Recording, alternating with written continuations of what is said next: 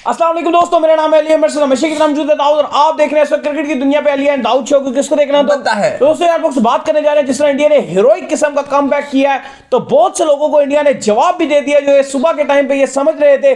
बड़े जो है कमेंट चल रहे थे, खबरें चल रही थी कि इंडिया जो है साउथ अफ्रीका से हारने जा रहा है, साउथ अफ्रीका इस टेस्ट मैच को ले जाएगा, इंडिया जो इस टेस्ट मैच के करीब भी नहीं आ पाएगा।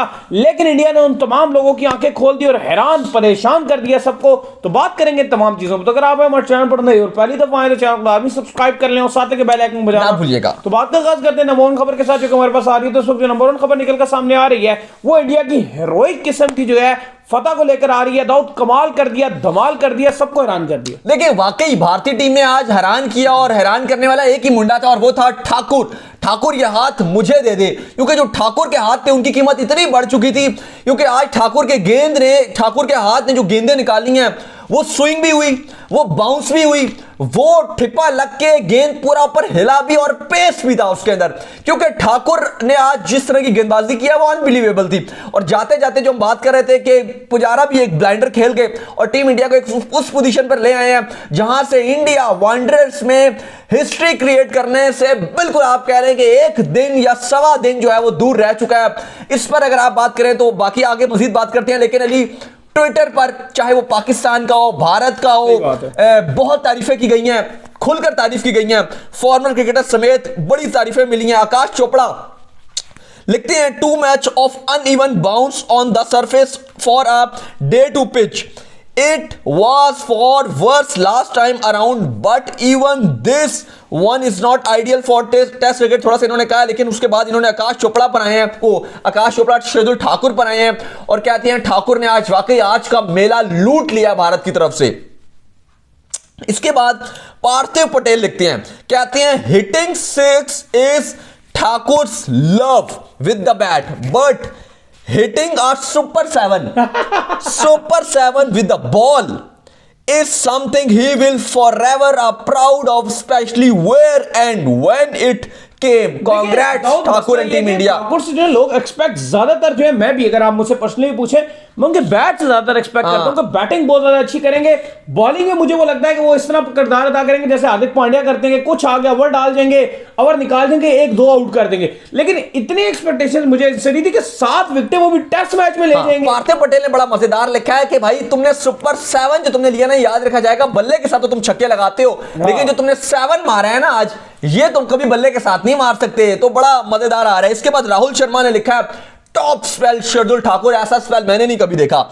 इसके बाद Sachin Ramesh Tendulkar legendary little master लिखते हैं congratulations to Shardul Thakur on picking up 7 wickets with his steady bowling with and variations, good sport for others। मतलब सचिन तेंदुलकर तक जो है वो फैन हो गए हैं ठाकुर की और खुली तारीफ कर रहे हैं यार, बड़े बाकियों के साथ इन्होंने बड़ा अच्छा इन्होंने किया है वो।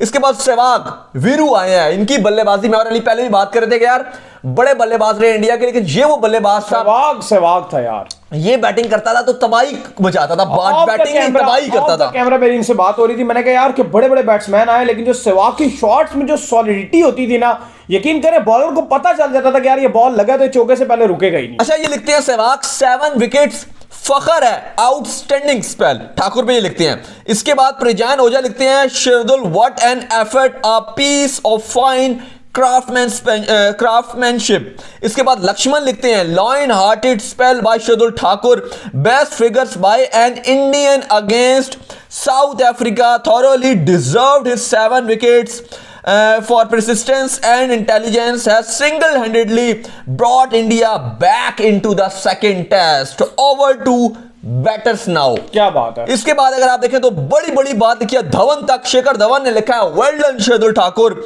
हर बंदे ने तारीफ किया उनकी, ऐसा कोई क्रिकेटर नहीं था, लंबी लिस्ट है। वसीम अकरम का हमने आपको बताया था, उन्होंने बड़ी तारीफ किया है। इसके अलावा अगर आप जाएं ट्विटर में फैंस की अगर आप देखें तो उन्होंने बड़ा तारीफ किया है, फैंस ने शार्दुल ठाकुर को तारीफ किया। इवन अली यहां के इंडियन या पाकिस्तानी फैंस तो चले प्रेस कर ही कर रहे हैं ठाकुर को। इवन साउथ साउथ अफ्रीका के अगर आप लोकल फैंस की बात करेंगे तो वो भी कह रहे हैं यार पहला इंडियन बने जो साउथ अफ्रीका में इस तरह से बेस्ट स्पेल इसने डाला है। बहुत ज्यादा तारीफें की जा रही है शार्दुल ठाकुर की, और उन तमाम लोगों को तकरीबन आप कहने के करारा जवाब दिया जो सब समझ रहे थे कि शायद इवन लग रहा था, सबको ही लग रहा था, हमें सारे लोग जुड़े हुए थे हमारे साथ, फैंस लगातार ये बात कर रहे थे लगातार कि यार मैच में भारत नहीं है, कहीं भी नहीं है। कल भी यही बात कर रहे थे, और आज सुबह भी जब पहला सेशन हो रहा था लंच से पहले जिस तरह से बैटिंग चल रही थी, बहुत कमाल साउथ अफ्रीका खेला। एक खिलाड़ी उनका टोटल आउट था जो जहां से यार शुरू किया था, यहां से वहीं से वो उन्होंने शुरू किया, वैसे ही बल्लेबाजी चल रही थी। ना 70 पे कोई विकेट गिरा, ना वही एक ही जो गिरा हुआ था, 75 पे, 80 पे, 84 पे, 85 पे, 86, उसके बाद 88 पे जब एक, मतलब 88 पर भी एक ही था, फिर उसके बाद 88 पे जब दूसरा गिरा, और उसके बाद ठाकुर ने कमाल कर दिया, लक्ष्य ही पूरा चेंज कर दिया। नहीं, ठाकुर ने आज जो है वो उनको बता दिया साउथ अफ्रीका को कि भाई अगर जो है वो बुमराह और शमी विकेट्स नहीं लेंगे तो मैं हाजिर हूं, मैं आपको विकेट लेकर दिखाऊंगा। और उन्होंने जिस तरह की विकेटें ली, अब तो सवाल ये पैदा होता है कि कल क्या होने जा रहा है। चले हमने आज तो बात कर ली, ठाकुर पे भी हमारी बड़ी बात हो गई, बात हमने जो है पुजारा पे भी कर दी, तो कल आपको क्या लगता है लेकिन कल का क्या होने जा रहा है? कल का जो सीन नजर आ रहा है, कल तो क्योंकि डे 3 है, हम लगातार ये बात करते आ रहे हैं अपने इस पूरी टेस्ट सीरीज में, हम जब भी प्रीव्यू करते हैं, बाद में आते हैं, पहले आते हैं, हम यही बात करते हैं यार कोई भी ऐसा बंदा नहीं है या कोई भी ऐसी टीम नहीं है जो टेस्ट मैच को यहां से ड्रॉ की तरफ लेकर जाए। इसमें दो ही रास्ते हैं आपके पास, या मार दो या मर जाओ। दो आपके पास ऑप्शन है, ये बीच का रास्ता नहीं है कि दोनों बच के चले जाएंगे, ये रास्ता नहीं है। या आप जीतोगे या साउथ अफ्रीका वो जीतेगा, या आपको घूंट पीना है कड़वा, या आपको उनको पिलाना है। तो बेहतर साफ बात है कि आप खुद तो हारना पसंद नहीं करोगे, बात सीधी सी है कि आपको रन्स की तरफ जाना है। आप ये नहीं कह सकते कि कल का दिन मैं सरवाइव कर जाऊं, फलाना कर जाऊं, वो कर जाऊं। और मुझे इस बात की बड़ी खुशी है कि टीम इंडिया का जो हम बात कर रहे हैं वही उनका भी माइंडसेट नजर आना शुरू हो गया, और ये पुजारा ने बात प्रूफ कर दिया। ब्लाइंडर खेला है उन्होंने, 35 रन का 7 चौके मारे हैं। अब देखो अली 85 पे एक है, लीड की बात करोगे तो 58 रन की लीड है, 58 रन की इंडिया टारगेट सेट कर चुका है। अब भारत को यहां से इस टेस्ट मैच को जीतना है, 200 रन और बनाने हैं, सिर्फ 200 रन है, 200 बनाना है। अगर कल भारत टी तक खेल गया, क्योंकि देखिए कल भारत टी तक खेल गया, कॉन्फिडेंस जो है वो थोड़ा सा फर्क होता है। कॉन्फिडेंस इंडिया का बहुत ऊपर चला गया, साउथ अफ्रीका का कॉन्फिडेंस उतने जितना वो ऊपर उठाकर लेकर गए थे ना उसको 88 रन तक, उतने ही उनका कॉन्फिडेंस जो है वो नीचे की तरफ आया, और उनका कॉन्फिडेंस बिल्कुल गिर के रह गया, क्योंकि उनको समझ आ गई एकदम, जब इंडिया ने अपना तेवर एकदम से बदल लिया। मसला सबसे बड़ा ये हुआ है कि पहले इंडिया जो है डिफेंसिव खेल रहा था, एकदम से इंडिया अग्रेसिव हुआ है, बॉलिंग में जाके चढ़ाई की है, जब बैटिंग में चढ़े तो साउथ अफ्रीका बैठ गया। भाई देखो साउथ अफ्रीका ने भी बड़ी, ऐसी बात नहीं है कि हम जो यहां बैठकर बात कर रहे हैं तो क्या वो पता नहीं है साउथ अफ्रीका को या इंडिया को, लेकिन बात होती है कि आपकी अप्रोच कैसी है। अगर आप देखो 104 रन पर 4 खिलाड़ी आउट हो गए थे, उसके बाद साउथ अफ्रीका की जो 5वीं विकेट गिरी है वो 162 पर गिरी है।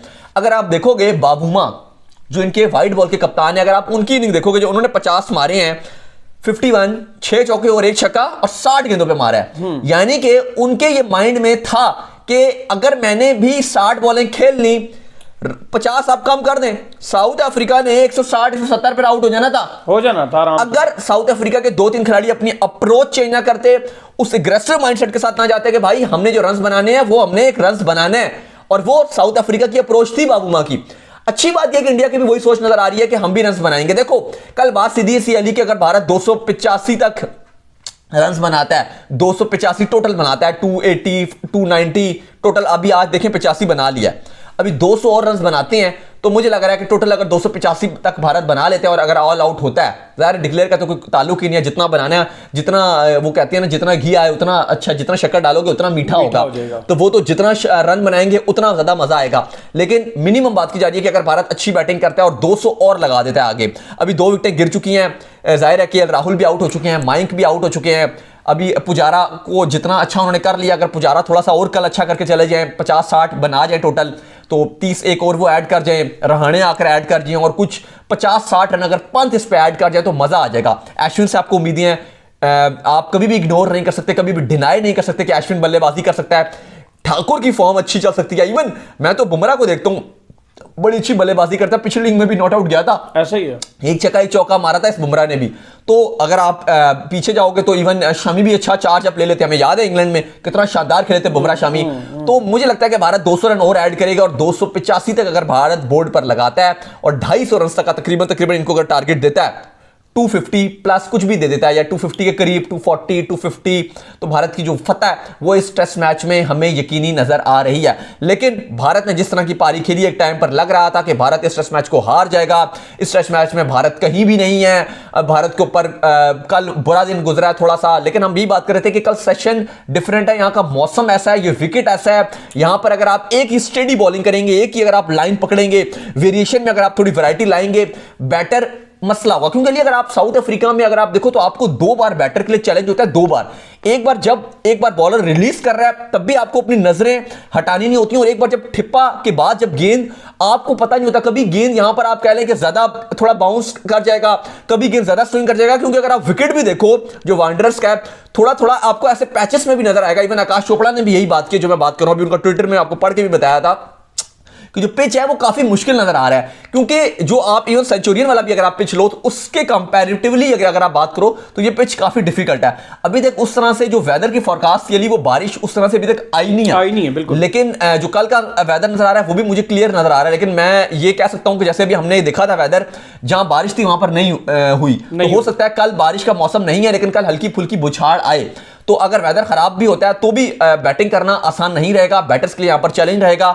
तो मेरे ख्याल से मामला काफी खराब रहेंगे। चलिए थोड़ी सी जाती है एशेज की भी बात कर लें, क्योंकि उसकी भी प्लेइंग 11 जो है वो अनाउंस कर दी गई है। बिल्कुल जी, एशेज की भी जो है प्लेइंग 11 जो है वो सामने आ चुकी है, और प्लेइंग 11 के अंदर जो है इस बार जो है वो इंग्लैंड ने सारे प्लेयर्स को शामिल किया है। क्या है जी प्लेइंग 11 बताएं। बिल्कुल, बड़ी खबर यह है कि एशेज का चौथा टेस्ट जो है सिडनी टेस्ट खेला जाएगा। वैसे तो आप कह लें कि ना होने के बराबर है, वैल्यू कोई इसकी नहीं है, वैल्यूलेस ये टेस्ट मैच रहेगा, क्योंकि ऑलरेडी ऑस्ट्रेलिया जीत चुका है। लेकिन एक एक तब्दीली दोनों टीमों ने किया है। ऑस्ट्रेलिया ने उस्मान ख्वाजा को डाला है जो पाकिस्तानी नसाद हैं, ट्रेविस हेड क्योंकि कोविड की वजह से बाहर हो गए हैं। दूसरी तरफ अगर आप देखोगे तो इंग्लैंड ने भी अनाउंस कर दिया, और स्टुअर्ट ब्रॉड जो है उनकी वापसी हुई है, और स्टुअर्ट ब्रॉड की जगह जो बाहर गए हैं वो ऑली रॉबिन्सन गए हैं। इसके अलावा जो खबर आ रही है, जो अफगानिस्तान कतर पहुंच गया, जहां पर उन्होंने नीदरलैंड के अगेंस्ट 3 ओडीआईस खेले हैं जो ओडीआई सुपर लीग का पार्ट है, और अफगानिस्तान और नीदरलैंड के मैचेस होंगे कतर में, तो उसके लिए अफगानिस्तान भी पहुंच चुकी है। तो उम्मीद करते हैं कि आज हमारे शो आपको वीडियो को लाइक कीजिए, हमारे चैनल को सब्सक्राइब कीजिए, साथ लेके बेल आइकन को बजाइए, और हमारे फेसबुक पेज को फॉलो कर लें, लिंक डिस्क्रिप्शन में। बाय बाय, ख्याल रखिए।